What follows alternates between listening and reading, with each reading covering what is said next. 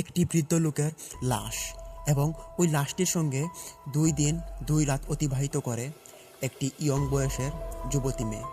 ওই যুবতী মেয়ের সঙ্গে এমন ভয়ঙ্কর ঘটনা ঘটে যায় যেগুলো শোনার পর আপনার গায়ে কাঁটা দিয়ে উঠতে পারে। হ্যাঁ প্রিয় লিসেনার্স, আজকে আপনাদের মাঝে এমনই একটি ভয়ঙ্কর ঘটনা উপস্থাপন করতে যাচ্ছি, যে ঘটনাটি খুবই মারাত্মক লেভেলের ভয়ঙ্কর। তো প্রিয় লিসেনার্স, আজকে আপনাদের মাঝে বরাবরের মতোই একটি কথা আবারও বলতে চাইব। আমাদের এই চ্যানেলটি অত্যন্ত নতুন। এই চ্যানেলে প্রতিদিনই সত্য নির্ভর ঘটনাগুলো আপনাদের মাঝে উপস্থাপন করানো হবে। তাই চ্যানেলটিকে নতুন হয়ে থাকলে ভিডিওতে একটি লাইক করে চ্যানেলটিকে সাবস্ক্রাইব করুন এবং পাশে থাকা বেল আইকনটি অন করুন। তো প্রিয় লিসেনার্স, আমি চলে যাচ্ছি সরাসরি ঘটনার মূল উদ্দেশ্যে। তিনি লিখেছেন, আসসালামু আলাইকুম প্রিয় লিসেনার্স, আশা করছি আপনারা সবাই ভালো আছেন। আমি আজকে আপনাদের মাঝে এমনই একটি ভয়ঙ্কর ঘটনা উপস্থাপন করতে চাচ্ছি। তো তার আগে একটা কথা আপনাদেরকে বলতে চাইব আমার বিষয়ে। আমার নাম হচ্ছে সুফলা আক্তার। আমি এখন মানুষের বাসায় কাজ করে আমার দিন চালাই। তবে আমার আপন বলতে কেউ নেই, আমার স্বামী সন্তান কেউই নেই। তার কারণ হচ্ছে আমার আজ থেকে প্রায় 22 বছর আগে আমার সাথে ঘটে যায় ভয়ানক একটি ঘটনা, যে ঘটনাটির মাসুল আজও আমাকে দিতে হয়। তো প্রিয় লিসেনার্স, একটি ঘটনা আমার জন্য আমার সারা জীবনের কাল হয়ে দাঁড়ায়। আমি ভূত এফএমের অনেক বড় একজন শ্রোতা। আমার ভূত ঘটনাগুলো যদি আমি না শুনি তাহলে আমার রাত্রিবেলা ঘুম আসে না। আর তার কারণ হচ্ছে আমি কিন্তু আগে ভূত এফএম এসব বিশ্বাস করতাম না। ভূতের ঘটনা এবং মানুষের সাথে যে ঘটে যায় এগুলোকে আমি ট্রোল মনে করতাম। আমি ভাবতাম যে এগুলো হয়তো মিথ্যা, কিন্তু না। যখন আমার সাথে এরকম ঘটনা ঘটে যায় তখন আমি উপলব্ধি করতে পারি যে ভূত বলতে কিছু আছে। ভূত জিন প্রেত এসব আমাদের মাঝেই বিরাজমান। তো প্রিয় লিসেনার্স, আমি আর কোনো রকমের কথা না বাড়িয়ে চলে যাচ্ছি আমার সাথে ঘটে যাওয়া আজ থেকে 22 বছর আগে 2002 সালের ঘটনাটিতে। তখন সময়কাল ছিল 2002 সাল। আমি চট্টগ্রাম জেলায় একটি গার্মেন্টসে চাকরি করতাম।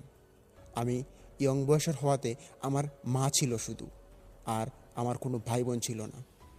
তখন আমার মা ওইখানে আমাকে পাঠান গার্মেন্টসের কাছে। আর তখন যে আমাকে পাঠান তিনি ওই গার্মেন্টসের মধ্যে আমার একজন দাদা, ওনাকে আমি দাদা বলে ডাকতাম, তবে বয়সটা প্রায় হবে 55 থেকে 56, প্রায় বৃদ্ধ লোক।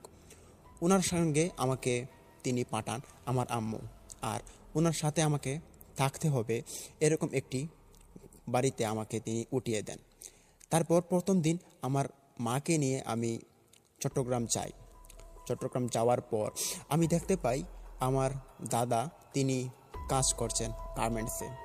আমরা যাওয়ার পর দাদা অনেক খুশি হলেন এবং আমাকে বললেন যে, সুফলা তুমি এসেছো, ভালো হয়েছে। এসব ঘোরাঘুরি করার চেয়ে একটা ভালো কাজ করা ভালো। আজকে তোমার জন্য এই কাজ রেডি করে রেখেছি, কালকে থেকে তুমি আমার সঙ্গে গিয়ে কাজ করবে, কেমন?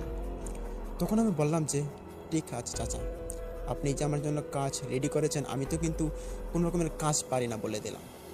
তখন দাদাটা বললেন যে, আরে কাজ পারো না তো কি হয়েছে, তুমি তো প্রথমে শিখবা তাই না, প্রথমে কাজ শিখবা তারপর কাজ করবা। তখন আমি বললাম যে হ্যাঁ হ্যাঁ দাদা, এভাবেই হবে। তখন দাদা আমাকে নিয়ে, দাদা যে রান্নাঘরে রান্না করেছিল সেই রান্নাটুকু আমাদের মা এবং আমাকে খেতে দিলেন। তখন আমরা খাওয়া দাওয়া করি, দুপুরের খাওয়া দাওয়া ছিল। খাওয়া দাওয়া করার পর আমরা বিকেলবেলা একটু গল্প করি। তখন গল্পের মধ্যে আমার দাদা আমার মাকে বলছিলেন যে, আমরা এখানে থাকি ঠিক আছে, তবে উপরের যে ছাদটা ছিল ওই ছাদ থেকে 2 দিন আগে একটা মেয়ে আত্মহত্যা করে মারা গিয়েছে। তার মারা যাওয়াটা ছিল খুব ভয়ানক বিষয়। কারণ হচ্ছে ওই মেয়েটার বাবা মা ছিল অনেক ধনী, তবে বাবা মা একজন থাকতেন বিদেশে, কোন দেশে এটা বলা যাচ্ছে না। তো তারা অনেক ধনী ছিল। ধনী থাকার কারণে ওই মেয়েটার কোনো অভাব ছিল না। তবে ওই মেয়েটা আত্মহত্যা করে মারা যায়। সেটা খুব কারণবশত বলা যাচ্ছে না। তো তার কিন্তু এই রহস্যটা উদ্ধার হয়নি। তারপর আমার দাদা আমার মাকে আরও কিছু বললেন এই বিষয়ে। তখন আমি তাদের কথাবার্তা শুনতে থাকি। এভাবে একটা দিন চলে যায়। পরদিন আমাকে গার্মেন্টসে ঢুকানো হবে এবং আমি আমার দাদার সঙ্গে গার্মেন্টসে যাই। আমার মাও আমার সাথে চলে আসেন এবং আমার মা আসেন, তার কারণ হচ্ছে আমি যে কী কাজ করব সেই কাজটা আমার মা নিজ চোখে দেখবেন এবং তারপর আমাকে সেটেল করে তিনি ময়মনসিংহ মানে আমাদের বাড়িতে ফিরবেন আমাকে চট্টগ্রাম রেখে। তখন আমার মা দেখতে পারলেন যে আমার কাজ খুব ভালো একটা পর্যায়ে পড়েছে, আমি এখানে কাজ করব এবং দাদার সঙ্গে থাকব। তখন আমার মা আমাদেরকে বুঝিয়ে তিনি বাড়িতে রওনা দিলেন। তিনি বাড়িতে চলে আসলেন। পরদিন থেকে 1 মাস যাবৎ আমি গার্মেন্টসে কাজ করি। কাজ খুব ভালো চলছিল আর 1 মাসে আমি অনেকটা কাজ শিখে ফেলেছিলাম। তখন আমার দাদা একদিন অসুস্থ হয়ে পড়ে, ওনার জ্বর উঠে। তখন ওনার জ্বর উঠে তিনি যেতে পারবেন না গার্মেন্টসে। আমাকে বললেন যে সুফলা, আমি না যেতে পারবো না, আমার শরীরটা খুব ব্যথা করছে, সারা শরীরে খুব জ্বর, আমার জন্য একটু ওষুধ নিয়ে এসো আজকে।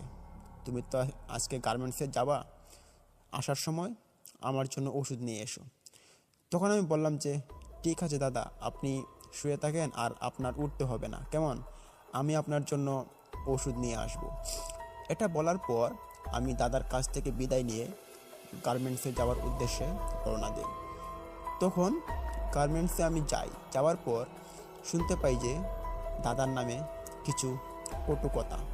তিনি আগে অনেকটা বাজে ছিলেন, এরকম ওয়ার্নিং আমি শুনতে পাই আমার দাদার নামে। তখন আমি মনে মনে ভাবলাম যে দাদাকে গিয়ে জিজ্ঞেস করব যে দাদা, কথাগুলো কি সত্যি ছিল নাকি। তো আমি দাদাকে জিজ্ঞেস করব বলে আমি কথাগুলো আমার মনের ভিতরে চেপে রাখি। আর যখন আমি গার্মেন্টস ছুটি দেয় সন্ধ্যার পর প্রায় 7টার দিকে, তখন আমি ফেরার সময় দাদার জন্য ওষুধ নেই। তার কারণ হচ্ছে দাদা অসুস্থ। ওষুধ নেওয়ার পর আমি দাদার বাড়িতে আসি। আসার পর দেখতে পাই দাদা খুব কাঁপছে, তার শরীরটা মারাত্মক হয়ে আছে এবং সে খুব ভয় পাচ্ছে মনে হচ্ছে। এরকম অবস্থা, তাকে হাসপাতাল নিয়ে যেতে হবে ইমিডিয়েটলি, এরকম অবস্থা হয়ে গিয়েছে। আমি দেখার পর দাদাকে গিয়ে হাতে দিয়ে ধরে বললাম যে এ কি দাদা, আপনার কি হয়েছে, এভাবে কাঁপছেন কেন, আপনার শরীর কি বেশি খারাপ হয়ে গিয়েছে দেখা যাচ্ছে, এখন আমি কি করব। তখন আমার আশপাশে এমন কোনো পরিচিত লোকও ছিল না। ছিলাম 3 তলা একটা বাড়িতে এবং ওই নিচতলাতে আমরা থাকতাম। উপরে 2 তলার মানুষ, তারা ছিল একটু ছেংছেটে মানুষ। তারা আমাদের মানে কেউ কারো কোনো সাহায্য করার মতো ছিল না। সবাই ছিল কাজের লোক এবং গার্মেন্টসে কাজ করতো তারাও আমাদের মতো।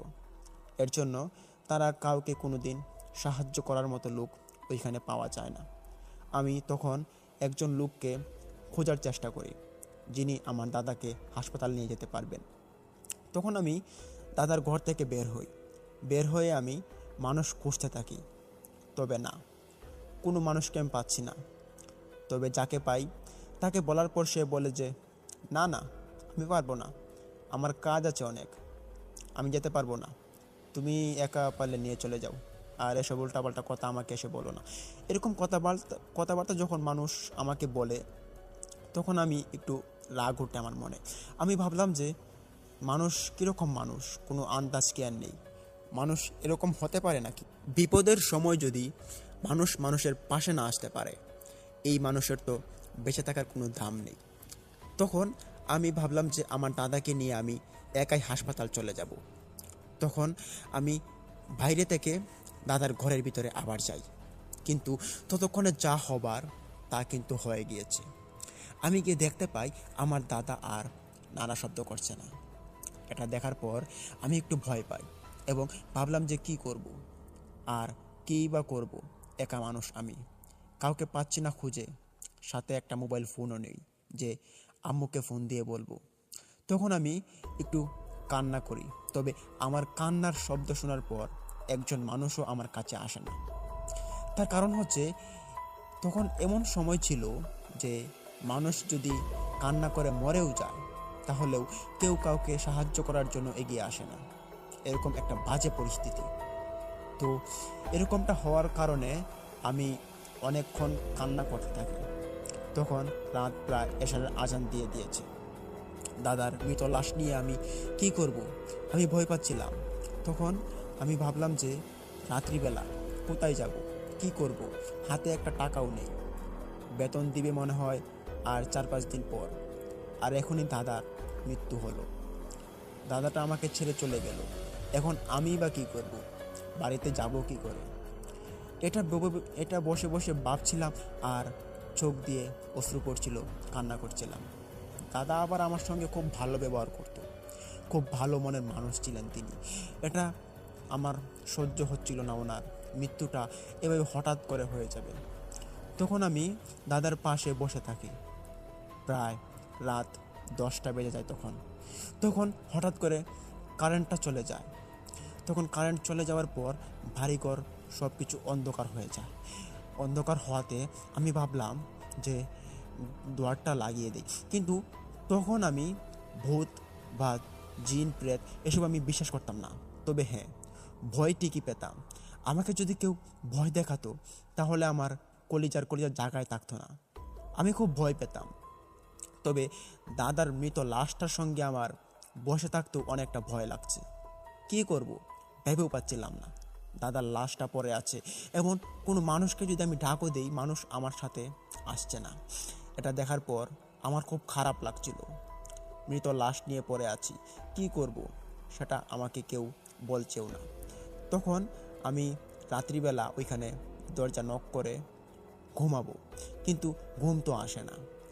দাদার মৃত লাশ, এমনি ভয়ে মনটা থরথর করে কাঁপছে। দাদার লাশকে সাথে রেখে ঘুমাবো কি করে? এটা তো একটা ভয়ের বিষয়। তখন আমি ভাবলাম যে দাদার লাশটাকে পাশের বিছানায় রেখে দিই। তখন আমি দাদার লাশটাকে যে ধরলাম, কিন্তু দাদা এতটা ভারী ছিলেন যে ওনাকে নাড়ানোর মতো আমার ক্ষমতা ছিল না। তখন দাদাকে এই বিছানাতেই রেখে দিলাম এবং আমি মাটিতে শুয়ে পড়লাম। মাটিতে শোয়ার পর আমি একটা বালিশ নিলাম, তবে না, ঘুম আসছে না। কিন্তু আমার ঘুম অনেক, চোখ মাথা ব্যথা করছে, ঘুমের কারণে আমার মাথা ঘুরছে। তখন আমি ভাবলাম যে দেখি আস্তে করে ঘুমাই, আর সকালবেলা দেখি কি করা যায়। গার্মেন্টসের কোনো মানুষকে গিয়ে বলবো আমার দাদার মৃত্যুর কথাটা, যদি কেউ এসে সাহায্য করে তাহলে তো ভালো হবে। তখন আমি ঘুমাতে যাই, কিন্তু যখনই আমি দুটা চোখ বন্ধ করতে যাই তখনই আমি দেখতে পাই আমাদের অন্ধকার ঘরের ভিতরে কিছু একটা আচমকা ছায়ার মতো প্রবেশ করেছে। এটা দেখার পর আমি একটু ঘাবড়ে যাই এবং মনে মনে চিন্তা করতে থাকি কি হতে পারে এটা। আর খুব ভয় লাগছে। সাথে দাদার লাশ, কেউ সাথে নেই, জীবিত মানুষ কেউ সাথে নেই। আর ভয়ের তো কথাই, কারণ হচ্ছে একটা লাশের সঙ্গে রাত কাটানো এটা চারটিখানি কথা নয়। তখন আমি লাফ দিয়ে একটু বসে পড়ি। বসে বসে ভাবছিলাম কি করব।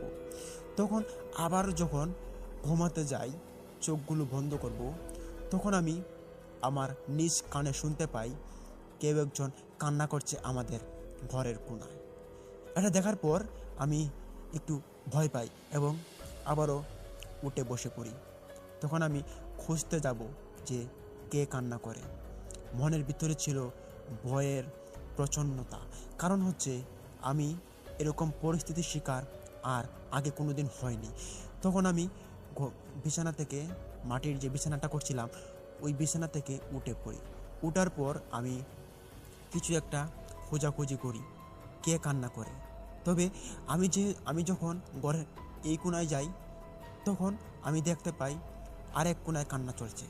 যখন ওই কোণায় যাই দেখতে পাই যে এই কোণায় কেউ কান্না করে না, ওই কোণায় কেউ কান্না করছে। এসব দেখার পর আমার মাথাটা আউট অফ কন্ট্রোল হয়ে পড়ছিল। আমি কি করব ভেবে পাচ্ছিলাম না। তখন আমি ভাবলাম যে ঘর থেকে বের হয়ে কাউকে ডাক দিব, কিন্তু তখন মনে হচ্ছে যে রাত প্রায় 12টা বেজে গিয়েছে। এখন যদি কাউকে ডাক দিতে যাই তাহলে কি আসবে? আর এখানে মানুষের যে চালচলন তা তো আমি দেখতেই পারছি, খুব খারাপ চালচলন। কাউকে ডাকলে সাহায্যের জন্য কেউ এগিয়ে আসে না। তখন আমি ভাবলাম যে কাউকে ডেকে আর কি হবে, তবে মন মানছিল না। ভাবলাম যে কেউ যদি ডেকে নিয়ে আসি তাহলে হয়তো আমার যে স্বস্তিটা সেটা পাবো, আমি বেঁচে যেতে পারবো। তখন আমি দরজাটা খুলি। খোলার পর আমি যখন বাইরে পাটা রাখবো তখন আমি অনুভব করতে পারি কেউ একজন আমার পিছন থেকে হাত দিয়ে ধরেছে আমার পিঠের উপরে। আমি তখন অনুভব করার সাথে সাথে দাঁড়িয়ে পড়ি এবং ভাবলাম যে আমি কি পেছন দিকে তাকাবো, কিন্তু ঘরে তো কেউ ছিল না। কে আমার পিছনে হাত দিয়ে ধরলো এভাবে? তখন আমি বললাম যে দাদা, তুমি কি বেঁচে আছো? তখন দাদা শব্দ করছিল না কোনো। তবে আমি ভাবছিলাম যে দাদা ছাড়া এই ঘরের ভিতরে আর কেই বা হবে। আমার খুব ভয় লাগছিল তখন। আমি ভাবলাম যে অন্য কিছু নয়তো এখানে। তখন আমি আস্তে আস্তে করে মাথাটা ঘোরাই, কিন্তু মাথা ঘোরানোর পর আমি দেখতে পাই আমার পিছনে আর কেউ নেই। এটা দেখার পর আমি একটু ঘেমে যায় আমার সারাটা শরীর। আমি ভয়ে ঘাবড়ে যাচ্ছিলাম।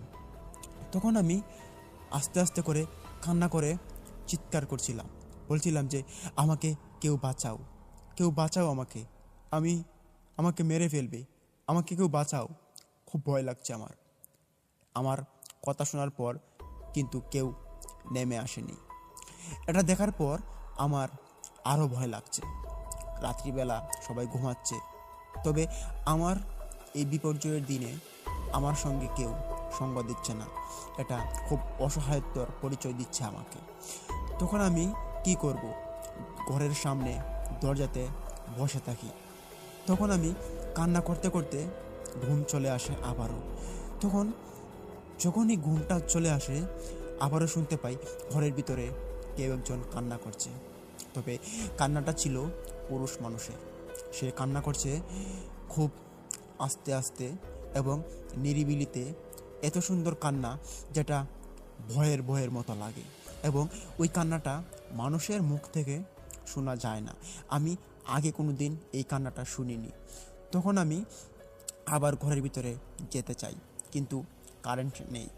তখন কারেন্টে এত ডিস্টার্ব করছিল যেটা বলার বাহিরে।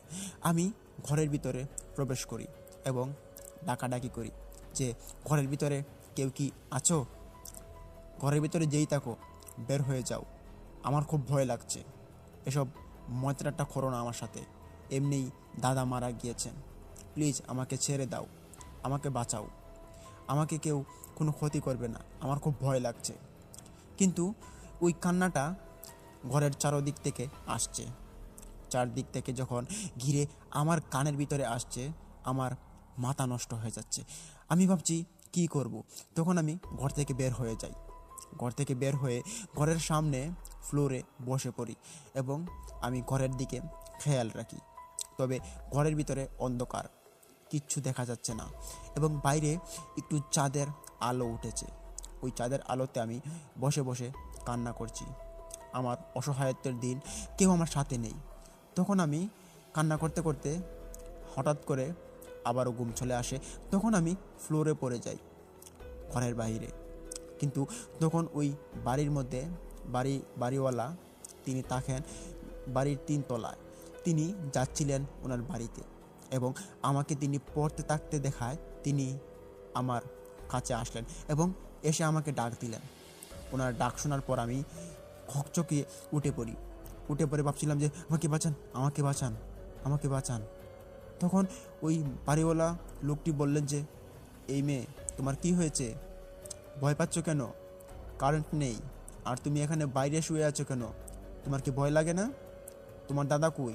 ঘরের ভিতরে ওনাকে ডাক দাও। তখন আমি কান্না করতে করতে বললাম যে চাচা, আমার দাদা আর নেই, দাদা মারা গিয়েছেন। দাদা আজকে জ্বর উঠেছে। তবে জ্বর ওঠার পর উনি আমাকে বললেন ওষুধ আনার জন্য। আমি ওষুধ নিয়ে এসেছি, কিন্তু এসে দেখি দাদা আর নেই আমাদের মাঝে।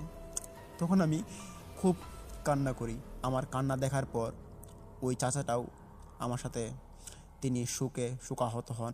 তিনি কারণ ওই লোকটার সঙ্গে আমার দাদার অনেক মিল মহব্বত ছিল।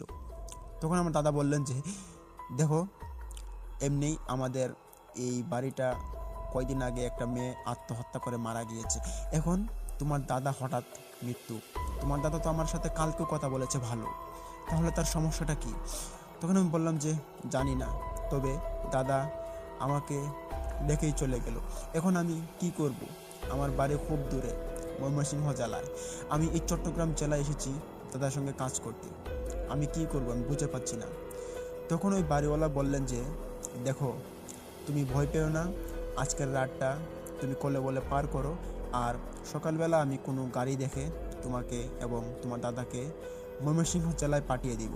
আর এখানে কোনো জায়গায় তো তোমার দাদার দাফন দেওয়ার ব্যবস্থা করা যাবে না, কারণ হচ্ছে এই জায়গাটার মধ্যে যে গুরুস্থানগুলো রয়েছে সেগুলো পারিবারিক গুরুস্থান, আর এই গুরুস্থানে কাউকে দাফন দেয় না, আর যদিও দেয় তাহলে অনেক টাকার বিনিময়ে মানুষকে কবর দিতে হয়। সেটাকে তুমি পারবে?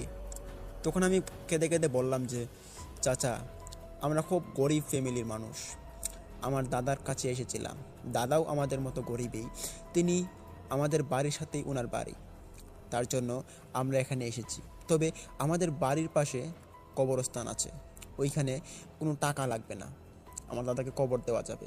তখন ওই বাড়িওয়ালা বললেন যে, আচ্ছা তাহলে ঠিক আছে, কালকে সকালবেলা তোমাদেরকে গাড়িতে তুলে দেব, তোমরা চলে যেও। আর ওই লাশটাকে তো গাড়িতে করে নেওয়া যাবে না, দেখি কী ব্যবস্থা করা যায় সকালবেলা, আর তুমি এখন ঘরে চলে যাও। এটা বলার পর আমি চাচাকে বললাম যে, চাচা, আমার খুব ভয় লাগছে, ঘরের ভিতরে কেউ কান্নাকাটি করছে। তখন চাচা লাফ দিয়ে আমার সামনে থেকে উঠে পড়লেন এবং বললেন যে, এই মেয়ে, তুমি কী সব বলছো, এসব উল্টাপাল্টা কথা, কে কান্না করবে? তখন আমি চাচার এরকম বেবাছেকা মুখ দেখার পর বললাম যে, হ্যাঁ চাচা, সত্যি বলছি, আমি ঘরের ভিতরে কোনো একজন পুরুষ মানুষ কান্না করছে, তার কান্নাটা খুব ভয়ঙ্কর দেখাচ্ছে আমার কাছে। কোনো পুরুষের এরকম কান্না আমি শুনিনি, যে কান্নাটা আমি আজকে শুনতে পাচ্ছি। তখন বাড়িওয়ালা আমার কাছে আর কিছু বললেন না, তিনি আমার থেকে একটু পিছিয়ে গেলেন এবং পিছিয়ে গিয়ে তিনি বাড়িতে চলে গেলেন। বাড়িতে চলে যাওয়ার পর আমি ভাবলাম যে কি হলো, চাচা আমাকে কোনো কিছু খুলে না বলেই তিনি ওনার ঘরে চলে গেলেন উপরের তলায়, আমাকে কিছু বললেন না। আচ্ছা ঠিক আছে, কালকে সকালে তো উনি আমাকে চট্টগ্রাম ময়মনসিংহ পাঠানোর ব্যবস্থা করবেন। তো যাই হোক, আমি এখন রাতটা কোলে বলে পার করি। তো রাত্রিবেলা তখন ঘুম আসছিল না, আমি ভাবলাম যে এখানে দাঁড়িয়ে থেকেই আমি রাতটা পার করে দেব। তখন আমি যখন ওই ফ্লোরের মধ্যে দাঁড়িয়ে থাকি, তখন আমি ওই প্রায় আধা ঘন্টার মতো দাঁড়ানোর পর দেখতে পাই ঘরের যে বাড়ির যে দরজাটা ছিল, ওই দরজার সামনে কোনো একটা মেয়ে দাঁড়িয়ে আছে। মেয়েটা ছিল উস্কো খুস্কো চুল এবং সে ওই খোলামেলা চুল নিয়ে বাড়ির গেটের সামনে দাঁড়িয়ে আছে। গেটের দরজাটা ছিল খোলা। তো আমি এটা দেখার পর আমি তাকে ডাক দিলাম, ভাবলাম যে ওই মেয়েটাকে যদি আমি আমার সাথে এনে কিছু গল্প সল্প করতে পারি তাহলে খুব ভালো লাগবে, রাতটা কোলে বলে পার হয়ে যাবে এবং ভয়ও লাগবে না। তখন আমি ওই মেয়েটাকে ডাক দিই, বললাম যে, ওই মেয়ে, এই যে আপনাকে আমি ডাকতেছি, শুনছেন, এদিকে আসেন। কিন্তু না, ওই মেয়েটা আমার কোনো কথাই তার কানে নিচ্ছে না। সে এক ধ্যানে অপর পাশে সে চেয়ে আছে, তবে আমার দিকে চেয়ে থাকে না। আমি তার মুখটাকে দেখিনি, তবে তার চুলগুলোকে দেখেছি। পাগলের মতো ছিল, উস্কো খুস্কো ছিল, আর পরনে ছিল একটা ফ্রক ছিল আর একটা সেলোয়ার। তবে দেখতে ছিল সাধারণ মানুষের মতো, সাধারণ মেয়েদের মতো। এটা দেখার পর আমি তাকে ডাক দিই, কিন্তু সে তো আমার ডাকে কোনো রকম সাড়া শব্দ দিচ্ছে না। তখন আমি ভাবলাম যে হয়তো কোনো পাগল হবে। তো পাগল হোক আর যাই হোক, আমি তো তার সঙ্গে কিছু কথা বলে রাতটা পার করতে পারবো। তখন আমি একটা ভুল করে ফেলি। তখন আমি ওই পাগলটার কাছে পাগল মনে করে আমি ওইখানে চলে যাই। যাওয়ার পর আমি তার পিঠের মধ্যে হাত দিয়ে ফেলি। তবে যখনই আমি পিঠের মধ্যে হাত দিই তখনই আমি দেখতে পাই যে এই মেয়েটা আমার হাতের সামনে আর নেই। এটা দেখার পর আমি একটু ভেবাচেকা হয়ে চমকে যাই এবং ভাবলাম যে কী রে, মেয়েটা কোথায় গেল? মেয়েটা তো এখানেই ছিল এখনই, কিন্তু মেয়েটা কোথায় চলে গেল? আমি একটু জোরে জোরে চিৎকার করতে থাকি, কিন্তু চিৎকার শুনে এখানে মানুষ আসার মতো কোনো মানুষই নেই। তখন আমি ওই মেয়েটাকে হারিয়ে ফেলি। মেয়েটা কোথায় চলে গেল? তখন আমি আরেকটু ভয় পাই এবং ঘরের ভিতরে চলে আসার চেষ্টা করি। গেটটা লাগিয়ে দেই। লাগিয়ে দেওয়ার পর আমি যখন ঘরের ভিতরে আসি দেখতে পাই যে বাড়ির যে সিঁড়িটা ছিল ওইখানে একটা করিডোর ছিল। ওই করিডোরের মধ্যে একটা মেয়ে, ওই সেম মেয়েটা আবারও দাঁড়িয়ে আছে। এটা দেখার পর আমি ভাবলাম যে মেয়েটা ওই মেয়েটা না, যে মেয়েটাকে আমি মাত্র পিঠে হাত দিয়েছিলাম, উধাও হয়ে গিয়েছিল। হ্যাঁ হ্যাঁ, সেই মেয়েটাই তো এখানে দাঁড়িয়ে আছে। কিন্তু কিভাবে সম্ভব? সে এখান থেকে ওইখানে চলে যেতে পারে কিভাবে? আমি তখন আরও ভয় পাই আর ভাবতে থাকি যে এটা কোনো মেয়ে নয়, এটা কোনো জিন বা পরী হবে, যেটা আমাদের চোখ এভাবে এড়িয়ে চলছে। আর এটার কোনো ক্ষতি করা যাবে না, না হলে আমাকে সে ছাড়বে না। তখন আমি ভাবলাম যে আমি ঘরের ভিতরে চলে যাব।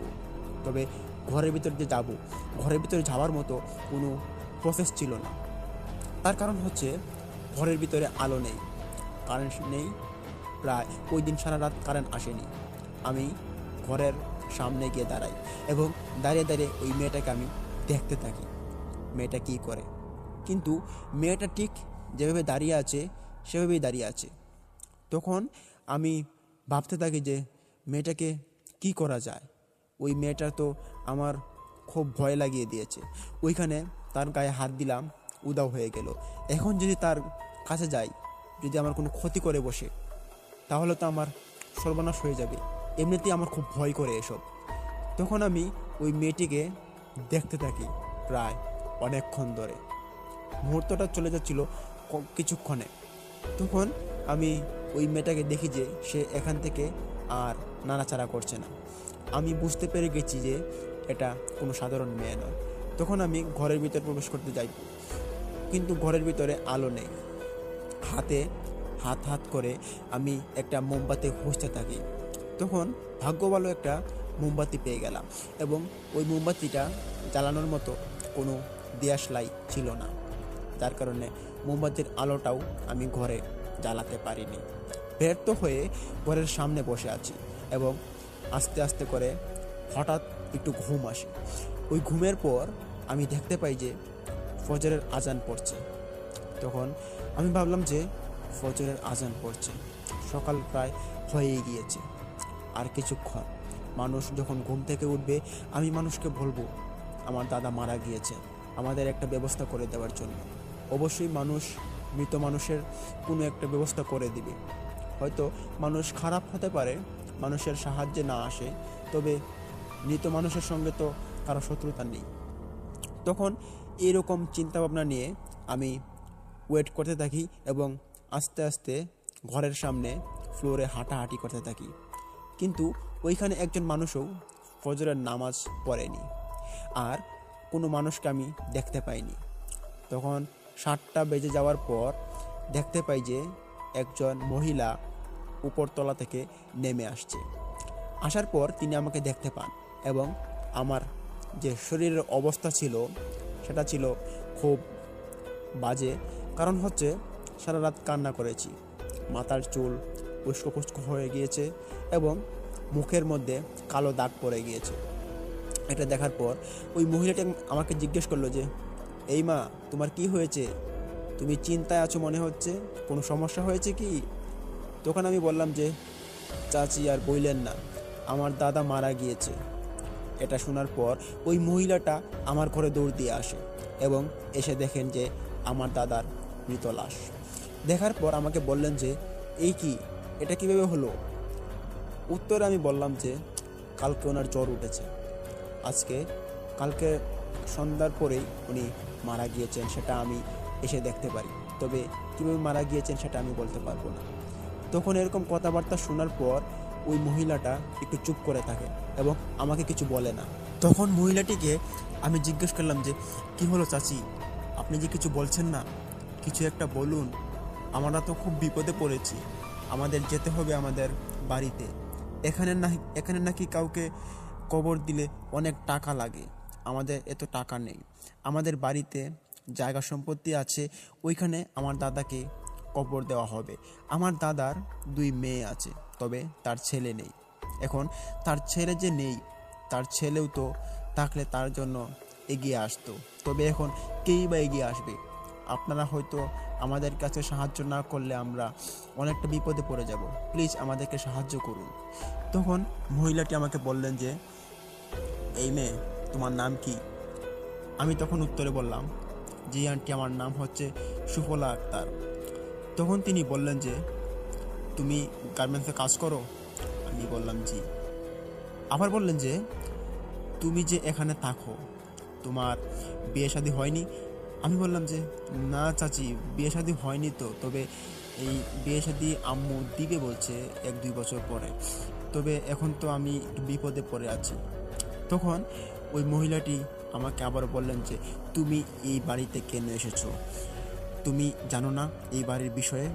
এই বাড়িটা ভালো না, তোমার দাদা মারা গিয়েছেন, তবে ওনার লক্ষণ কি দেখতে পেরেছো? তখন আমি বললাম যে, দাদা মারা গিয়েছেন, ওনার লক্ষণ আবার কি হবে? তখন আমার এরকম কথা তিনি শোনার পর তিনি বললেন যে, এই মেয়ে, চুপ করো। তুমি যে শুধু বলে যাচ্ছ যে তোমার দাদা মারা গিয়েছে, তোমার দাদা কোনো স্বাভাবিক কোনো কাজ কারণে বা কোনো স্বাভাবিক বিষয়ে মারা যাননি, উনি খুব অস্বাভাবিক জিনিসের প্রভাবে তিনি মারা গিয়েছেন। তখন আমি বললাম যে, আরে চাচি, আপনি কি পাগল হলেন? অস্বাভাবিক জিনিসে মারা যেতে যাবে কেন? মৃত্যুর সময় এসেছে, মৃত্যুবরণ করেছে। তবে আমি এই বাড়ির মধ্যে কিছু দেখতে পেরেছি কালকে রাত্রে, খুব ভয়ানক, আমার খুব ভয় লাগছিল চাচি। তখন ওই চাচিটা আমাকে বললেন যে, হেই মেয়ে, আস্তে কথা বলো, তুমি জানো না এই বাড়িতে খুব ভয়ানক ঘটনা ঘটে যায়, এইসব কথাবার্তা আস্তে আস্তে বলো, আর তোমার দাদাকে নিয়ে তাড়াতাড়ি বের হয়ে যাও, আর যত তাড়াতাড়ি বের হতে পারো ততই আমাদের জন্য ভালো হবে। তখন আমি চাচির এই কথা শোনার পর বললাম যে, এই কি চাচি, আপনি আমার সঙ্গে এভাবে খারাপ ব্যবহার করছেন কেন? আমি তো আপনার কোনো ক্ষতি করিনি, আর আপনাদের এখন সাহায্য আমাদের খুবই প্রয়োজন। আপনারা যদি আমাদেরকে সাহায্য না করেন, তাহলে আমরা এখন কোথায় যাব? দাদা বেঁচে নেই, যদি বেঁচে থাকতো তাহলে একটা না একটা রাস্তা বের করতাম, তবে আজকে যদি আপনারা আমাদের সঙ্গে এরকম উল্টাপাল্টা কথা বলেন, তাহলে তো আমরা যাওয়ার আর কোনো রাস্তা থাকবে না, প্লিজ আমাদেরকে সাহায্য করুন। তখন ওই মহিলাটি বললেন যে, এই, আমি হচ্ছি এই বাড়ির মালিকের স্ত্রী, তুমি আমার স্বামীর সঙ্গে আলাপ করো। তখন আমি বললাম যে, হ্যাঁ, আপনার স্বামী তো কালকে রাত্রিবেলা দেখলাম বাড়িতে উঠছিল, তখন আমাকে তিনি দেখতে পেলেন এবং ওনার সাথে আমার কথা হয়েছে। তিনি বললেন যে সকালবেলা তিনি একটা বাউ করে দিবেন। তখন ওই আন্টিটা বললেন যে, তাহলে তো ঠিক আছে, আর শুনো, এই যে বিষয়টা, এই বিষয় নিয়ে কোনো বাড়াবাড়ি করতে যাবে না, আর তুমি যা দেখেছো তা ভুলে যেও, এই বিষয়টা যেন কাউকে আর না বলো, মনে থাকে যেন, তোমার মাকেও কিন্তু বলতে পারবে না। তখন আমি একটু ভয়ে ভয়ে বললাম যে, আচ্ছা ঠিক আছে চাচি, কাউকে বলবো না। তখন আমাকে বললে যে, হ্যাঁ, মনে থাকে যেন। এটা বলার পর তিনি চলে গেলেন উপরের তলায়। তখন আমি বসে বসে ভাবছিলাম যে, আন্টি এটা কি বলে চলে গেল? তিনি আমাকে এরকম বিষয়গুলোকে কাউকে না বলার কথা মানে কি? এখানে কোনো রহস্য হয়তো রয়েছে। তখন ওই রহস্যটা জানার জন্য আমার মনটা অনেকটা আকুল হয়ে আছে। আমি জানতে চাইছিলাম যে এখানে কি আছে। এটা জানার জন্য আমি কাউকে জিজ্ঞেস করব, তেমন কাউকে পাচ্ছি না, যেহেতু আমি একজন মেয়ে মানুষ, আর কোনো ছেলেকে তো আমি জিজ্ঞেস করতে পারি না। তখন আমি দেখতে পাই যে একটা ছোট বাচ্চা, প্রায় 7-8 বছরের হবে, সে উপরের তলা থেকে লাফিয়ে লাফিয়ে ফুটবল ফেলে দিয়েছে এবং ওই ফুটবলটার পিছনে সে দৌড়ে এসেছে আমার কাছে। তখন আমি ওই মেয়েটাকে হাতে ধরে আমার কাছে দাঁড় করাই। মেয়েটা তখন কান্না করে দেয়। আমি বললাম যে, ভয় নেই, এটা আমি ভালো।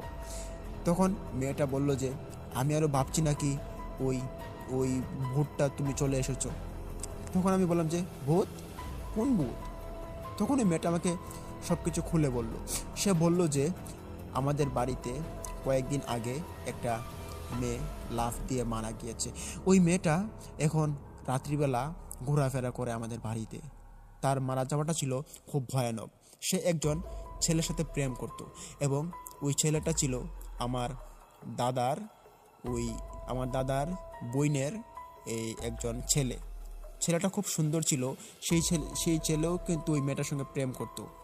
তো তারা যখন উল্টাপাল্টা কথাবার্তা হয়, ঝগড়ার এক পর্যায়ে মেয়েটি এই ছাদের উপরে আত্মহত্যা করে দেয়। আর এই মেয়েটির আত্মা এখন আমাদের সারা বাড়িতে ঘুরে বেড়ায়। আর এই আত্মার কারণে আমরা এখন কাউকে কোনো সাহায্য বা কোনো কিছুই করি না। আমার দাদা দাদি, বাবা মা কেউ কারো কোনো কথায় পাত্তা দেয় না। আমরা এখানে খুব রিস্কে আছি, প্লিজ আমাকে ছেড়ে দাও, আমাকে যেতে হবে, না হলে আমার আম্মু আমাকে অনেক মারবে। তখন আমি বললাম যে এই মেয়ে, তুমি আরেকটু দাঁড়াও, ওই মেয়েটা যে মারা গিয়েছে, মেয়েটা দেখতে কেমন? তখন ওই মেয়েটা আমাকে বলল যে মেয়েটা দেখতে, তার যখন সে মারা গিয়েছিল তখন তার পরনে একটা ফ্রক ছিল এবং একটা সেলোয়ার একটা পরা ছিল। আর তার মাথার চুল তখন ছিল উস্কো খুস্কো যখন মারা গিয়েছিল।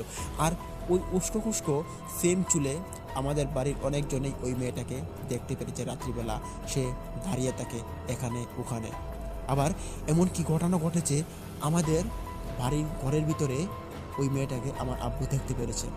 দেখার পর আমরা ভাবলাম যে কোনো কবিরাজ নিয়ে আসার জন্য, কিন্তু আমার আব্বু বললেন যে কবিরাজ আসবে, তবে দেরি হবে, কবিরাজ কোনো এক জায়গায় চলে গিয়েছেন। তবে কবিরাজটা না আসা পর্যন্ত আমাদের বাড়ির কোনো কিছু ঠিক হবে বলে আমাদের মনে হয় না।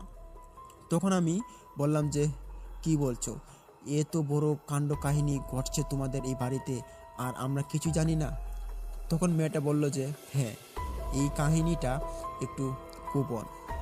তখন আমি বললাম যে এই মেয়ে, তোমার বয়সটা তো কম, তুমি তো পাক না। তখন বলল যে ছাড়েন তো এসব উল্টাপাল্টা কথা। সে এই কথাটা বলার পর সে দৌড় দিয়ে উপরে চলে গেল। তখন আমি ওইখানে বসি এবং আমার দাদার দিকে তাকিয়ে তাকিয়ে ভাবছিলাম এবং কান্না করছি। ভাবছি যে দাদাকে নিয়ে এখন কি করব, দাদাকে বাড়িতে নিয়ে কি করে যাই। বাড়িওয়ালা এখনও আসছে না, আমাদের এখন প্রচণ্ড সাহায্যের দরকার। তবে এই বাড়ির মধ্যে যা সব কাণ্ড কাহিনী শুনছি, তারপর আমাদের কেউ সাহায্য করবে সেটা বাবা ভুল হবে। তবে যেতে তো হবেই বাড়িতে। তখন আমি দুপুরবেলা হওয়ার পর আমি আমার গার্মেন্টসে যাই এবং গার্মেন্টসে যাওয়ার পর আমি মালিককে গিয়ে বললাম যে আমার স্যালারিটা আমাকে দিয়ে দেওয়ার জন্য। আমার প্রায় 27 দিনের মতো হয়েছে। ওই 27 দিনের বেতনটা আমি নেওয়ার জন্য গিয়েছিলাম। আমার দাদা মারা গিয়েছেন এবং দাদা যে স্যালারিটা পেত ওই স্যালারিটাও গিয়ে তুলে নিয়ে আসি। দুজনের স্যালারি নিয়ে আসার পর আমি ভাবলাম যে আজকে চলে যাব আমরা বিকালের গাড়িতে আমাদের ময়মনসিংহ জেলায়। তবে যাব যে কী করে যাব, বাসে করে একটা লাশ নিয়ে গেলে মানুষ কি বলবে। তখন কিছু করার ছিল না। আমি কোনো ভালো অ্যাম্বুলেন্সও ওইখানে তখন ছিল না, আর বাস দিয়েই যেতে হবে। তবে বাস না পেলে ট্রেন দিয়ে যেতে হবে এটা আশা করেছিলাম। তবে যা ভাবছিলাম তাই ঘটেছে, আমাদেরকে ট্রেন দিয়ে যেতে হয়েছে বাড়িতে। তবে তার আগে ওইখানে আরও একটি ঘটনা ঘটে গিয়েছে। সেই ঘটনাটি আমরা যখন ভাবলাম যে আমরা বাড়ি থেকে বের হব, ওই যে বাড়িওয়ালা আসছিল, আসার পর আমাকে তিনি বলছিলেন যে তোমরা তো বাড়িতে যেতে হবে, তো কীভাবে যাবা? তখন আমি বললাম যে দেখেন, ভালো কিছু তো পেতে পারি না, তবে কোনো বাস বা ট্রেন হলে আমাদের যেতে সুবিধা হবে। তখন ওই বাড়িওয়ালা আমাদের জন্য বললেন যে তোমরা যদি ট্রেনে যাও তাহলে ময়মনসিংহ যেতে তোমাদের সুবিধা হবে। তখন আমি বললাম যে আচ্ছা ঠিক আছে, তাহলে আপনি একটা ট্রেনের টিকিট কেটে নিয়ে আসেন, 2টা টিকিট, যেটার মধ্যে একটা লাশ মানে আমার দাদা থাকবে এবং আরেকটার মধ্যে আমি থাকবো। তখন বাড়িওয়ালা বললেন যে আচ্ছা ঠিক আছে, আমি যাচ্ছি, গিয়ে দেখি তোমাদের জন্য টিকিট নিয়ে আসি। এটা বলার পর তিনি আমার কাছ থেকে চলে গেলেন এবং গিয়ে আমাদের জন্য টিকিট নিয়ে আসলেন বিকালবেলা। তখন তিনি টিকিটের সাথে ওনার সাথে করে আরেকজন লোক নিয়ে এসেছেন। ওই লোকটা ছিলেন কবিরাজের মতো দেখতে, তবে কবিরাজ কিনা আমি জানি না। ওনার চুল ছিল জুটি পাকানো এবং উনি পরেছিলেন লাল কাপড়ের কিছু একটা অংশ বিশেষ এবং ওনার শরীরে কিছু একটা লাল কাপড় দিয়ে ঢেকে রেখেছেন। তবে ওনার হাতে ছিল একটা কলসি এবং মাথার ছিল জট। দেখার পর আমি একটু অবাক হই এবং ওই চাচাকে জিজ্ঞেস করলাম যে আপনি ওই পাগলটাকে এখানে নিয়ে এসেছেন কেন? এটা শোনার পর ওই চাচাটা আমার উপর অনেকটা রেগে যায় এবং বললেন যে হেই বেয়াদব পাঁচি মেয়ে, তুমি ওনাকে পাগল বলছো কেন? তুমি জানো উনি কে? তখন আমি একটু ওনার কথায় ভয় পেয়ে বললাম যে চাচা সরি, উনি কে? তখন আমাকে বললেন যে উনি হচ্ছেন ভালো কবিরাজ, এই এলাকার মধ্যে ওনার অনেক নাম ডাক, তুমি ওনাকে পাগল বললে, ছি তোমার লজ্জা করলো না? তখন আমি বললাম যে চাচা আমার ভুল হয়ে গিয়েছে, আমি চিনতে পারিনি ওনার এরকম অবস্থা দেখার পর। তখন চাচা বললেন যে আচ্ছা সমস্যা নেই, যাও যাও তোমার এই যে টিকিট নাও আর চলে যাও। তখন আমি জিজ্ঞেস করলাম চাচা ওই কবিরাজকে আপনি বাড়িতে নিয়ে আসলেন কেন? তখন বললেন যে তোমার জানতে হবে না, চলে যাও। তখন আমি বললাম যে আচ্ছা চাচা ঠিক আছে, আপনার বাড়ি ভাড়াটা? তখন বললেন যে না, বাড়ি ভাড়া লাগবে না, চলে যাও, এমনি তোমরা বিপর্যয়ে আছো। তখন আমি বললাম আচ্ছা ঠিক আছে। তখন আমি বাড়িতে ঘরের ভিতরে চলে যাই এবং ঘরে যাওয়ার পর আমি ব্যাগ গোছাই। ব্যাগ গোছানোর পর আমি যখন 2-3টা ব্যাগ হয়ে যায় এবং ওই ব্যাগগুলো নিয়ে আমার যে দাদা ওই লাশটাকে নিয়ে ট্রেন স্টেশনে যেতে হবে। তখন আমি ওই বাড়িওয়ালাকে আবার ডাকার জন্য ওনার ঘরে যাই। গিয়ে দেখতে পাই যে উনি ওই যে কবিরাজের সঙ্গে সেম একই কথা বলছেন, যে ওই আত্মাটার কথা, যেই আত্মাটা ওনার বাড়িতে ঘুরে বেড়ায়। ওই আত্মাটার কথা আমি পুরোটা শুনি ওই বাড়িওয়ালার কাছ থেকে। খুব ভয়াবহ ঘটনা ছিল। ওই ঘটনাটি ঘটার কারণে উনি কবিরাজ নিয়ে এসেছেন বাড়িতে, যেহেতু ওই আত্মাটাকে বাড়ি থেকে ছাড়াতে হবে। তখন আমি ওই চাচাকে ডাক দিই। তখন চাচাটা ঘর থেকে বের হয়ে আসেন আমার কাছে, এসে বললেন যে কি হলো, তোমার কি এখনও যাওয়ার সময় হয়নি? তখন আমি বললাম যে চাচা ওই যে আমার তো 2-3টা গাঁটটি হয়ে গিয়েছে, আর আমার যে দাদার লাশ ওইটা তো মানে একসঙ্গে আমি নিয়ে যেতে পারবো না, আপনি যদি আমাকে একটু হেল্প করেন তাহলে আমার খুব ভালো লাগবে আর আমার খুব সহজ হবে, আপনি প্লিজ আমাকে একটু হেল্প করুন, আজকে আমার দুঃসময়ের দিন। তখন চাচা বললেন যে তোমাদের জ্বালায়ও না আর বাঁচি না, আচ্ছা চলো আমি তাড়াতাড়ি গিয়ে চলে আসি। তখন উনি আমার দাদাকে নিলেন কাঁধে এবং উনি আরেকজন ছেলেকে ডেকে নিয়ে আসলেন বাইরে থেকে। আনার পর দুজনে মিলে আমার দাদাকে কাঁধে নিলেন এবং 2-3টা ব্যাগ আমার হাতে বোঝাই করে নিলাম। নেওয়ার পর একটা ভ্যান গাড়িতে উঠলাম। তখন ওইখানে ভ্যান গাড়ি চলতো বেশিরভাগ। ভ্যান গাড়িতে ওঠার পর আমরা লাশটাকে নিয়ে ট্রেন স্টেশনে চলে যাই। যখন ট্রেন আসে, কমলাপুরের ট্রেন আসে, ওই ট্রেনটাতে আমাদের যেতে হবে। তখন ওই ট্রেনটাতে আমরা চড়ে বসি। চড়ে বসার পর আমরা ওনার কাছ থেকে বিদায় নিলাম, বাড়িওয়ালার কাছ থেকে। বললাম যে চাচা আপনাকে অনেক কষ্ট দিলাম, আপনি আমাদেরকে খারাপ কিছু ভাববেন না এবং আবার যদি বেঁচে থাকি তাহলে আপনার কাছে আসতেও পারি। তখন বাড়িওয়ালা বললেন যে আচ্ছা যাও, সাবধানে যেও তোমরা, আর তোমার দাদার খেয়াল রেখো, উনি তো লাশ, ওনার ভালো করে খেয়াল রাখো, আর তুমিও সাবধানে যেও, আর উল্টাপাল্টা কিছু যদি হয় তাহলে সাবধানে থেকো। তখন আমি বললাম যে ঠিক আছে চাচা। ইতিমধ্যেই ট্রেন ছেড়ে দিল। ট্রেন চলছে খুব স্পিডে। তখন ট্রেনের হাওয়াতে আমার অন্যরকম একটা অনুভূতি লাগছে। আমি আমার জীবনের প্রথম ট্রেনে চড়ছি। তো ট্রেনে কিন্তু আমি এর আগে কোনো দিন চড়িনি, আমার খুব অন্যরকম লাগছে।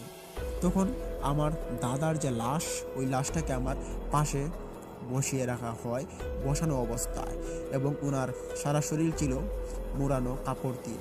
তবে আমার সাথে যে ওই কন্ট্রাক্টর বা অন্যান্য মানুষ যাতায়াত করে তারা আমাকে জিজ্ঞেস করে তোমার সাথে ওইটাকে? আমি বললাম যে উনি আমার দাদা, উনি মারা গিয়েছেন, তো ওনার লাশ নিয়ে বাড়িতে যাচ্ছে। তখন সবাই আর চোখে চেয়ে ভয় পেয়ে আমার কাছ থেকে চলে যায়। আমি মনে মনে ভাবি যে মানুষ মরণশীল, মানুষকে তো মরতেই হবে, এটা থেকে ভয় পাওয়ার কি আছে? কিন্তু এটা যে ভয়ের কারণ সেটা কিন্তু আমি ভাবিনি। তবে আমি আমার দাদার সঙ্গে বসে থাকতে থাকতে এক পর্যায়ে সন্ধ্যা ঘনিয়ে আসে। ওই সন্ধ্যার সময় আমার সাথে ঘটে যায় আরও একটি বিরল কাহিনী।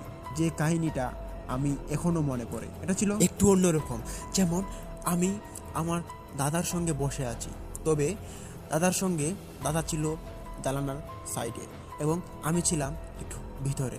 তখন দাদার কাছ দিয়ে বাতাস আসছে, ফুরফুরে বাতাসটা ছিল খুব ভয়ানক, কারণ বাতাসটা এমন গতিতে আসছে যে বাতাসটা আমার চোখ দিয়ে সহ্য করা যাচ্ছে না, চোখ বন্ধ হয়ে যাচ্ছে। আর এই চোখ বন্ধ হওয়া তো একটা বড় বিষয় না, তবে আমি চোখ খোলার চেষ্টা করি। তবে আমি দেখতে পাই যে জানলার পাশে কিছু একটা উড়ছে, যেমন কোনো মানুষের মাথার চুলের মতো হবে। সেটা দেখার পর আমি ভাবি যে ট্রেনের উপরে কি কোনো মানুষ বসে আছে নাকি যার চুল এভাবে উড়ছে। তখন আমি এখানে ভুল করে ফেলি, আমি ওই চুলটাকে একটা টান দিয়ে দিই। চুলটাকে যখন আমি টান দিই তখন চুলটা ওইখান থেকে চিরে চলে আসে আমার হাতে। আমি তখন চুলটাকে হাতে নিয়ে দেখতে পাই যে চুলটা ছিল বেশ মোটা এবং চুলের রঙটা ছিল কালো, কুচকুচে কালো। এটা দেখার পর আমি কাউকে দেখাবো, তবে কেউ আমার সাথে নেই। তার কারণ হচ্ছে আমার সাথে হচ্ছে একজন লাশ। ওই লাশের সঙ্গে কোনো ভালো মানুষ বসতে চাইবে না, আর আমার দাদার লাশের সঙ্গে তো আমাকেই বসতে হবে। তখন আমি ওই চুলটাকে হাতে নিয়ে এক্সপেরিমেন্ট করার চেষ্টা করি। আমি ভাবলাম যে কোনো মানুষের চুল নাকি অন্য কিছু হতে পারে। আর দেখতে দেখতে তখনই ওই চুলগুলো আরও উঠছে। তখন ওই চুলগুলো জানালার ভিতর দিয়ে আমার দাদার যে মুখটা ছিল ওই মুখের মধ্যে এসে আস্তে আস্তে করে বাড়ি লাগছে বাতাসের বেগে। আমি তখন এটা দেখি আর ওই চুলগুলোকে আমি হাতাই, কিন্তু চুলগুলো ছিল খুব সফট এবং মসৃণ। আমি এটা দেখার পর আমি পিছনে থাকা একজন ছেলেকে আমি ডেকে বললাম যে এই যে ভাইয়া, এদিকে একটু আসবেন। বাদে ওই ছেলেটা বললেন যে আপু কি বলেন। তখন আমি বললাম যে দেখেন তো ওই যে চুলগুলো যে উড়ছে ওই উপরে কি কেউ আছে। তখন সে লোকটা বলল যে আমি জানি না তো, আমি তো যাত্রী, তো উপরে তো থাকতেও পারে, তবে চুলগুলো এভাবে যে উড়ছে তার তো কে খেয়াল নেই নাকি। তখন ওই ছেলেটা এসব বলার পর চলে যায়। একটু পরেই দেখতে পারলাম যে হেল্পার আসার পর তিনি আমাকে জিজ্ঞেস করলেন, এই যে মেয়ে, তোমার পাশে ওইটা কে? আমি বললাম যে আমার দাদা, তিনি মারা গিয়েছেন এবং ওনাকে নিয়ে আমাদের বাড়ি যাচ্ছি ময়মনসিংহ জেলায়। তখন ওই লোকটা বলল যে এই কি, এখানে কার চুল উঠছে? আমি বললাম যে হ্যাঁ চাচা, দেখুন তো ওই চুলগুলো না কখন থেকে উঠছে, তবে চুলগুলো কি আমি এটা বুঝতে পারছি না। তখন ওই লোকটা বললেন যে হ্যাঁ ঠিক আছে তো, কিন্তু ট্রেনের উপরে তো কোনো মেয়ে মানুষ নেই, এমনকি কোনো ছেলে মানুষও নেই, আবার আসবাবপত্র তো আজকে ট্রেনের উপরে তোলা হয়নি, তবে এই চুলটা কিসের? তখন ওনার কথা শোনার পর আমি একটু ভয় পাই এবং ওনার দিকে একটু আর চোখে তাকিয়ে বললাম যে কি বলেন চাচা, এটা কি কোনো মানুষের চুল না, তবে এটা কি? তখন ওই হেল্পারটা আমাকে কিছু না বলেই তিনি আমার সামনে থেকে চলে গেলেন এবং চলে যাওয়ার পর আমার দিকে পর করে দুইবার তাকালেন। ওনার তাকানোটা ছিল খুব ভয়ের, উনি খুব ভয় পেয়েছেন। তখন আমি বুঝতে পারি যে উনি হয়তো কিছু একটা বুঝতে পেরেছেন এবং আমাকে এখানে ছেড়ে চলে গিয়েছেন। আমি তখন ওই চুলটাকে দেখার চেষ্টা করি এবং যখন আমি অন্যদিকে পলক ফেলি, একটু পরে আমি দেখতে পাই যে ওই চুলটা আবার নিখোঁজ হয়ে গিয়েছে। চুল নিখোঁজ হয়ে যাওয়াতে আমি আরেকটু ঘাবড়ে যাই এবং কাউকে বলার ভাষা ছিল না। নিজের মনের ভিতরে ছিল ভয়ের প্রবণতা, এতটা ভয় ছিল যে ভয়টা এখন বলে বোঝানো সম্ভব না। তারপর একটু পর আমি আর আমার দাদা যখন চলে যাই অনেকটা দূর, ততক্ষণ সব কিছু ভালোই চলছে। আর তার মাঝে আমরা কিছু একটা লক্ষ্য করতে পারি যে আমাদের যে পিছনে একটা সিট ছিল ওইখানে একটা মেয়ে বসেছিল। ওই মেয়েটা আমার কাছে আসার পর মেয়েটা লক্ষ্য করে যে আমার দিকে, সে আমাকে বলছে, এই যে বান্ধবী, তোমার মুখে এরকম কালো দাগ পড়েছে কেন? হ্যাঁ। তখন আমি বললাম যে আরে আপু আর বললেন না, আমার দাদা না মারা গিয়েছে, আমরা যাচ্ছি ময়মনসিংহ জেলায় আমাদের বাড়িতে। আমার কথা শোনার পর মেয়েটি আমার থেকে একটু দূরে যায়, গিয়ে বলল যে কি বলো, তোমার সাথে এটা কি লাশ? আমি বললাম যে হ্যাঁ বোন। তখন সে বলল যে আমার তো লাশ দেখলে খুব ভয় করে। আমি বললাম যে কেন? তখন সে বলল যে লাশের পাশে না আমার থাকতে খুব ভয় করে। তার কারণ হচ্ছে লাশ যদি কোনো খারাপ কাজে মৃত্যু হয় তাহলে সে মানুষের খারাপ করে এবং ওই লাশের সঙ্গে উল্টাপাল্টা খারাপ পিশাচ ঘুরে বেড়ায়। তখন আমি বললাম যে হ্যাঁ বোন, তুমি ঠিক বলছো, তবে লাশ তো লাশ, মানুষ যখন মারা যায় তখন তো তার নাম লাশ হয়। তবে আমি কালকে থেকে অনেক খারাপ জিনিসের মধ্যে আমি যাচ্ছিলাম। আমি অনেক কিছু দেখতে পাই আমার নিজ চোখে, তবে যেগুলো দেখতে পাই সেগুলো একদম মানানসই না। যাই হোক, এগুলো তোমাকে বলে এখন তোমাকে ভয় দেখাতে চাই না। তখন সে বলল যে ভাই আপু বলেন কি সমস্যা। তখন আমি ওই মেয়েটিকে সব কিছু ঘটনা বলে দিই এবং বলতে বলতে আমরা এক পর্যায়ে যখন ফজরের আজান দিয়ে দেয় এবং ফজরের আজানের পর আমি হেল্পারকে জিজ্ঞেস করলাম যে ভাইয়া আর কতটুকু যাবে ময়মনসিংহ। তখন সে বলল যে হ্যাঁ চলে এসেছি, আর প্রায় 1-1.5 ঘন্টা। তখন আমি বললাম যে আচ্ছা তাহলে তো ঠিক আছে, 1-1.5 ঘন্টা যদি লাগে তাহলে তো কাছাকাছি চলে এসেছি। ভালো একটা আর কোনো মোবাইল ফোনও নেই, আর যদি মোবাইল ফোন থাকতো তাহলে তো কাউকে ফোন দিয়ে বলে দিতাম যে এসে এগিয়ে নিয়ে যাওয়ার জন্য। তবে রেল স্টেশনে নামার পর একাই যেতে হবে। তো 1-1.5 ঘন্টা যখন শেষ হয়ে যায় তখন 2 দিন যাবৎ আমার চোখে ঘুম নেই। ঘুম না থাকার কারণে চোখ দুটো হয়ে গিয়েছে একদম লাল আকৃতি। এরকম লাল আকৃতি চোখ নিয়ে যখন ট্রেন থেকে আমার দাদাকে নিয়ে নামলাম, মৃত লাশটাকে নিয়ে নামার পর আমাদের বাড়ির কিছু মানুষ ছিল এখানে যারা ঘোরাফেরা করছিল, ছেলেরা ছিল কিছু, তারা আমাকে দেখে চিনতে পারে এবং এসে বলে যে কী গো আপু, তুমি এখানে কি করছো, তোমার নাম সুফলা না? তখন আমি বললাম যে হ্যাঁ ভাই, আমার নাম সুফলা, আমাকে চিনতে পেরেছো? তখন 2জন ছেলে বলে উঠলো যে হ্যাঁ আপু, আপনাকে তো চিনতে পেরেছি, আপনি এখানে কেন হঠাৎ? তখন আমি বললাম যে উনি হচ্ছেন আমার দাদা, ওনাকে চিনতে পেরেছো? তখন বলল যে কি দাদা, দেখি তো ওনার মুখ দেখি তো। তখন দাদার মুখটা ছিল কাপড় দিয়ে মুড়ানো। তারা যখন দাদার মুখটা খুলে দাদাকে দেখার পর তারা একটু অবাক হয়ে পড়ে এবং ভয় পেয়ে যায়। তারা বলে যে কি হলো, তোমার ওই দাদার এরকম মরে গেছেন কেন, তোমার কি হয়েছে? তখন আমি বললাম যে আর বইলো না ভাই, দাদা না 2 দিন আগে মারা গিয়েছেন। আমরা চট্টগ্রাম থাকতাম একটা গার্মেন্টসে, এখন আসলাম দাদার মৃত লাশ নিয়ে, দাদা মারা গিয়েছেন। তখন তারা 2 ভাই মিলে আমাকে এবং আমার দাদাকে বাড়িতে নিয়ে যান। তো প্রিয় লিসেনার্স, ঘটনাটা কিন্তু এখানেই শেষ হয়ে গেলে পারতো, কিন্তু না, ঘটনা যে আরও অনেক কিছু ঘটার বাকি রয়েছে। লাস্ট কাহিনী যেটা আমার সঙ্গে ঘটে যায় অনেক ভয়ঙ্কর ছিল। শুনতে থাকুন, আশা করি অনেকটা আপনারা বুঝতে পারবেন। তো প্রিয় লিসেনার্স, ততক্ষণ আপনারা ঘটনাটা দেখতে দেখতে, ঘটনাটি শুনতে শুনতে আমাদের চ্যানেলটিকে অনুরোধ করবো সাবস্ক্রাইব করবেন এবং আমাদের চ্যানেলে ভিডিওটি আপলোড করার সাথে সাথে যাতে নোটিফিকেশন পেয়ে যান তার জন্য সাবস্ক্রাইব বাটনের পাশে অল অপশনটি আপনি অন করে দিন। তো প্রিয় লিসেনার্স, যখন আমরা ট্রেনটি থেকে চলে যাই বাড়িতে যাওয়ার পর তাদের বাড়িতে কান্নার রোল পড়ে যায়। আমাকে দেখার পর আমার মা কান্না শুরু করে দেন। তবে দাদার জন্য খুব কষ্ট লাগছিল। দাদা কি করলো, তিনি ওনার যে 2টা মেয়ে ছিল এবং ওনার মেয়ে এবং ওনার স্ত্রী, তারা একবারে নিঃস্ব হয়ে পড়ে। তারা কি করবে এখন, কিভাবে খাওয়া দাওয়া করবে, কিভাবে চলাফেরা করবে, এই বিষয়ে তারা ভেঙে পড়ে এবং এভাবে কিন্তু তাদের সংসারটা খুব তলে চলে যাচ্ছিল। এবং অতঃপর ওই দাদাকে দাফন দেওয়া হয়। দেওয়ার পর খুব স্বাভাবিকভাবে চলছিল আবার সব কিছু, কিন্তু তাদের অবস্থা খুব খারাপভাবে চলছিল।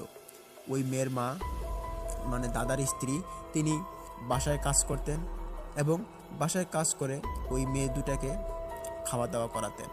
এভাবে কিন্তু তাদের সংসার চলছিল। আর আমার মা আরেকটা বাসায় কাজ করতো।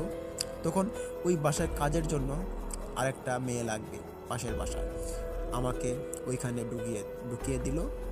তখন ওইখানে আমি কাজ শুরু করি পরের দিন থেকেই। কিন্তু যখনই আমি ওই দিন থেকে কাজ শুরু করতে যাই, সেদিন ঘটে যায় আমার সঙ্গে এক ভয়ানক কাহিনী। আমার ওই দিন জ্বর উঠে যায়, প্রচণ্ড জ্বর, এতটাই জ্বর যে আমার শরীর কাঠ ফেটে যাচ্ছে। আমার মা আমার শরীরে ধরতে পারছে না। তিনি বলছেন যে কি হচ্ছে সুফলা, তোমার শরীরে এত গরম কেন? আমি বললাম যে আমার খুব ব্যথা লাগছে সারা শরীরে, আমার খুব ভয়, আমার জ্বর উঠে আমার সারা শরীর মাথা ব্যথা ঘুরছে, তুমি আমাকে বাঁচাও মা। তখন আমার মা আমার কথাবার্তা শোনার পর বললেন যে এ কী বলছিস তুই, তোর এরকম কেন হলো, দেখি তো, আজ চল তোরে নিয়ে হাসপাতাল চলে যাব। তখন আমি বললাম যে হাসপাতাল যাব, আমার তো শরীরে শক্তি পাচ্ছি না, কি করব বলো তো। তখন মা বললেন যে এসব বললে কি হবে, চল যাই হাসপাতাল। তখন আমি বললাম যে আচ্ছা চলো। তখন আমি খুব আস্তে আস্তে করে বিছানা থেকে উঠি। ওঠার পর মায়ের সঙ্গে কাঁধে কাঁধ রেখে বাড়ির সামনে একটা ফার্মেসি ছিল, ওই ফার্মেসিতে আমি আর আমার মা যাই। যাওয়ার পর ফার্মেসির ডাক্তারের কাছে আমার মা আমাকে দেখান। তখন ফার্মেসির ডক্টর আমাকে জ্বর মেপে বললেন যে আপনার মেয়ের তো অনেকটা জ্বর, তো জ্বরের লক্ষণটা খুব ভালো দেখাচ্ছে না, এতটা জ্বর নিয়ে আপনার মেয়ে আমার কাছে আসলো কী করে। এই জ্বর 100 কত ডিগ্রি জানি হয়েছিল, তবে অনেকটা জ্বর ছিল। ওই জ্বর নিয়ে মানুষ বিছানা থেকে উঠতে পারে না। আপনার মেয়ে ঘর থেকে গিয়ে বের হলো, আবার হেঁটে হেঁটে আসছে আপনার সাথে। তখন ওই ডক্টরটা একটু ভয় পায়। তিনি বললেন যে দেখেন আপনার মেয়ের কী হয়েছে, আমাকে একটু খুলে বলেন তো। তখন আমার আম্মু সব কিছু খুলে বললেন, যে কাহিনীটা আমি আমার আম্মুকে বলেছিলাম। তখন ওই ডক্টর বোঝার পর, ওই ডক্টরটা আবার বলে রাখা ভালো যে তিনি আগে একজন ভালো কবিরাজ লাইনে পড়েছেন এবং তিনি ভালো কবিরাজি সম্পর্কে অনেকটা জানেন। তখন তিনি বললেন যে সর্বনাশ, আপনার মেয়েকে কোনো সাধারণ জ্বর বা শরীর খারাপে ধরেনি, আপনার মেয়ের হয়তো কোনো খারাপ কিছু ঘটছে আপনার মেয়ের শরীরের সাথে। আপনার মেয়েকে যদি ভালো কিছু চিকিৎসা করাতে চান তাহলে এই ঠিকানায় চলে যান, এবং ওই ঠিকানায় চলে যাওয়ার পর আপনি যাকে দেখতে পাবেন তাকে আপনার সমস্ত ঘটনাগুলো খুলে বলুন, না হলে আপনার মেয়ের বিপর্যয় হতে পারে। তখন আমার আম্মু আমার ওই ডাক্তারটার কথা শোনার পর আমাকে নিয়ে ঘরে চলে আসলেন এবং মনমরা হয়ে ভাবছেন যে কী করবেন। তখন আমার পাগলামিটা আরও বেড়ে যায়। আমি না খুব উল্টাপাল্টা কথা বলতে থাকি। আসলে আমাকে ওই সময় কিছু একটা খারাপ পিশাচে ভর করেছে, যার কারণে আমি খুব আমার নিজের উপরে যে কন্ট্রোলটা ছিল ওইটা আমি হারিয়ে ফেলি। তখন আমার আম্মু এটা দেখার পর ওনার আর বুঝতে বাকি রইল না, পাশের বাড়ির চাচিরা ওদেরও আর বুঝতে বাকি রইল না আমাকে কোনো খারাপ পিশাচে ভর করেছে। তবে ওই পিশাচে ভর করাটা আমার জন্য জীবনে একটা কাল হয়ে দাঁড়িয়েছে। তো শুনতে থাকুন। আমি যখন যাই আমার মা এবং চাচিরা নিয়ে ওইখানে একটা কবিরাজের কাছে, তখন কবিরাজ আমাকে জারফুঁক করেন। জারফুঁক করার পর আমাকে কিছু তাবিজ দেন।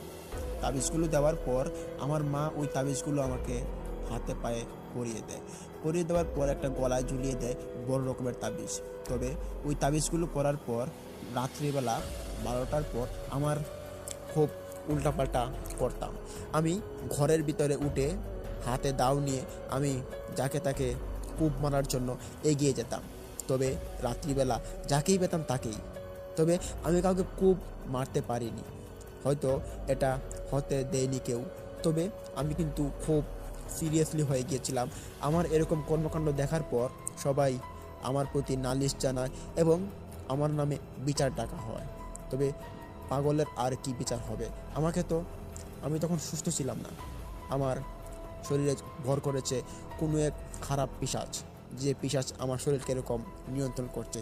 তখন কিছু মানুষ বললেন যে আপনার মেয়েকে ভালো কোনো কবিরাজ দেখাতে হবে, না হলে আপনার মেয়ে অনর্থ ঘটিয়ে ফেলবে। এটা বলার পর আমার আম্মু আরও ভেঙে পড়েন। তিনি ভাবলেন যে আমার একটি মাত্র মেয়ে, আমার মেয়েকে যতটুকুই লাগে আমার মেয়েকে বাঁচাতে হবে। আমার মেয়ের কিছু হোক এটা আমি চাই না। আমার মেয়েটার বিয়ের বয়স হয়েছে, আমার মেয়েকে কয়দিন পরে বিয়ে দিতে হবে। এখন যদি তার সঙ্গে খারাপ ঘটনা ঘটে তাহলে এটা আমি মানতে পারবো না। আমি মা হয়ে সেটা আমার মেয়ের কষ্ট সহ্য করতে পারবো না। আপনারা প্লিজ আমাকে কিছু করুন। তখন আমার মায়ের এরকম আকুতি মিনতি দেখার পর কবিরা যারা ছিলেন আমাদের সামনে তারা বললেন যে আচ্ছা ঠিক আছে, আপনি এত ঘাবড়াবেন না, আমরা দেখছি কী করা যায়। তখন পরদিন তারা আমাদের বাড়িতে একজন ভালো কবিরাজ নিয়ে আসেন। তিনি একই সেম ছিলেন, কিছু একটা লাল লাল বলা যাবে না, সেটা কমলা কালার ছিল। কমলা কালারের কিছু কাপড়ের টুকরা ওনার সারা শরীরে পেঁচিয়ে আমাদের বাড়িতে আসেন। মাথার চুলগুলো ছিল কুকড়া কুকড়া এবং ওনাকে দেখতে খুব ভয়ানক দেখায়। তিনি এসে আমাকে দেখতে পেরেই তিনি চোখগুলো গরম করে আমার দিকে রেগে এসে বললেন যে এই তুই এখানে কেন এসেছিস? দূর হ বলছি। তুই এখানে আসার আর জায়গা পেলি না, তুই অন্য কোথাও যেতি। এখানে কেন বর করলি এসে? তাড়াতাড়ি চলে যা বলছি, না হলে আমার মন তো বলে তুই এখন ধ্বংস হবি। আমি তখন বুঝতেই পারছি না যে এই কবিরাজ মশাই আমার সঙ্গে কেন এমন করছে।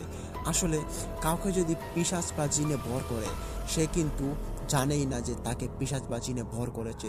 তার কিন্তু শরীরটা থাকে খুব স্বাভাবিকভাবে। তবে আমি দেখতে পাচ্ছি যে ওই কবিরাজ মশাই আমাকে খারাপ কিছু বলছে, সে আমাকে মারার জন্য কিছু একটা বলছে। আমার এরকমটা মনে হচ্ছিল। যখন কবিরাজ মশাই মন্ত্র পড়া শুরু করেন, তখন আমার খুব কষ্ট হচ্ছিল। কষ্ট হতে হতে আমার পাশের একটা সাইড প্যারালাইসিস হয়ে পড়ে, একদম অবশ হয়ে পড়ে।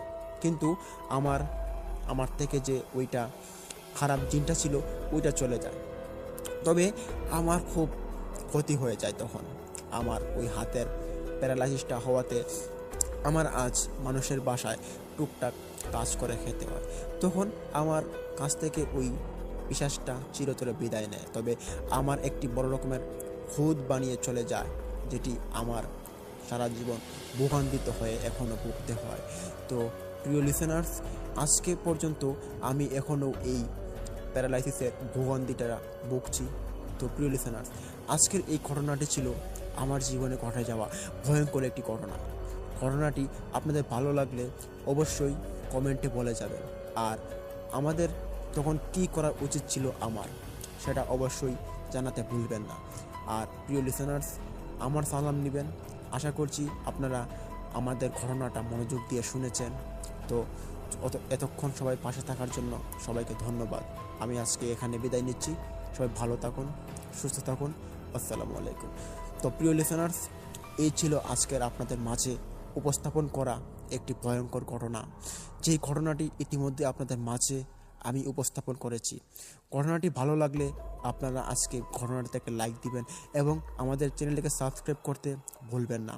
তো প্রিয় লিসেনার্স, আপনারা হয়তো অনেকেই আপনাদের সাথে ঘটনা ঘটে যায়, ভূতের ঘটনা, যে ঘটনাগুলো আপনারা শেয়ার করার মতো কোনো মানুষকে পান না।